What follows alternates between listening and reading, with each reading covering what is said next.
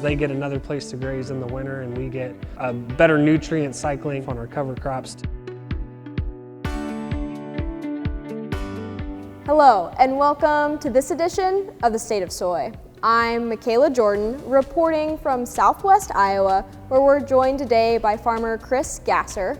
Chris farms corn, soybeans, and a variety of other crops here in Corning, Iowa, and has become a leader in the conservation space, especially related to grazing cover crops. Chris, start by telling us a little bit about yourself and your operation. We farm in Adams County, Iowa, mostly between Corning and Creston and a little bit down towards Lennox. We do corn, soybeans, cereal rye, a little bit of triticale. We've been doing conservation for a long time. Our family's been no-tilling for over 30 years, and we've been doing cover crops and some of that stuff since 2010. What got your family involved in implementing cover crops, and how have you made that profitable for your operation? We had a lot of years in a row where we kind of gotten them like 4-inch rains in an hour, and we realized that the stuff that we were already doing with like the no-till and terraces and waterways just wasn't enough like it used to be. We were really small at first. Like we started with 20 acres here, and then like 100 and then 200. Finally last year we got up to where we can actually cover all our acres, which has been really nice. When we got into cereal rye, we realized we could grow our own seed, which became really helpful just for being more cost effective and things like that. 2 years ago, my wife and I started our own part of the farm called GX Agriculture.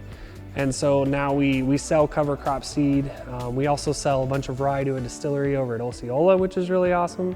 We partner with a lot of local people on grazing. We partner with about 6 different groups right now. We found out that for the cattle and stuff, they get a little better feed value and some of that off of triticale over rye. People still like both, but we're kind of branching more into that market. There's lots of cattle in this area. How did you get involved with the grazing aspect related to cover crops? It kind of really started with the cover crops where they would bale the straw or use it after we harvested the rye.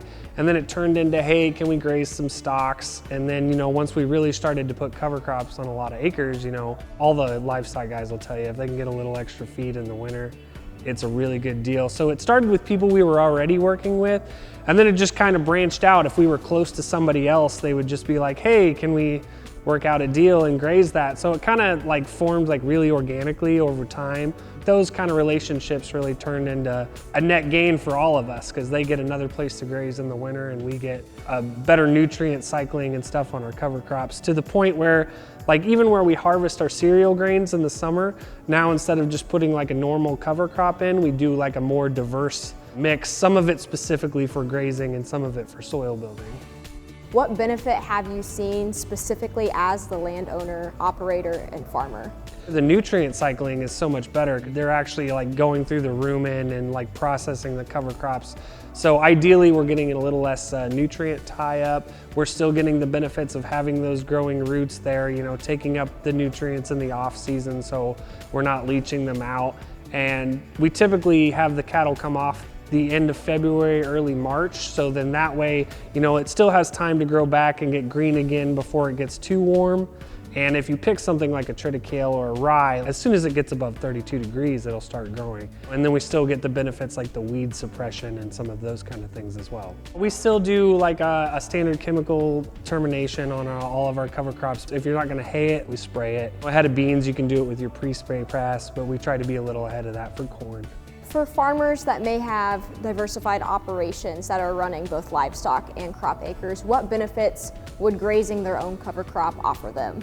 You're getting the benefit of extra feed for your cattle and the benefit of weed suppression and having a green crop out there all the time, just so you're not leaching nutrients and things like that. Ideally we'll keep having, those conservation programs, and they can help with cost share and things like that, and so you can get that added benefit as well. And then the other thing I would say is start with one field or part of a field, kind of get the hang of it, and ask people. There's gonna be people around, even if they're not directly in your area, that can help you so you don't have to go through all the growing pains. Cover crops provide a variety of opportunities to ensure that your soil is staying in place and that your water quality is remaining high on your family's farm, along with providing opportunities to add additional income or grazing opportunities for livestock that you may have. Chris, thank you for your time today and being a leader within the conservation space, especially with cover crops, and being willing to share your knowledge with others. Reporting for this edition of the State of Soy, I'm Michaela Jordan.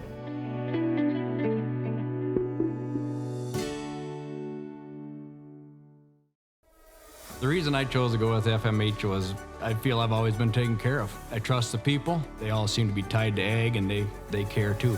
And I also appreciate their American company. As a farmer, I appreciate they're family owned, that it's here in the United States, that they're owned in the United States, and they're working for us. All good people. We've been with them for 10 years probably now. They're a great company, and I will stay with them forever.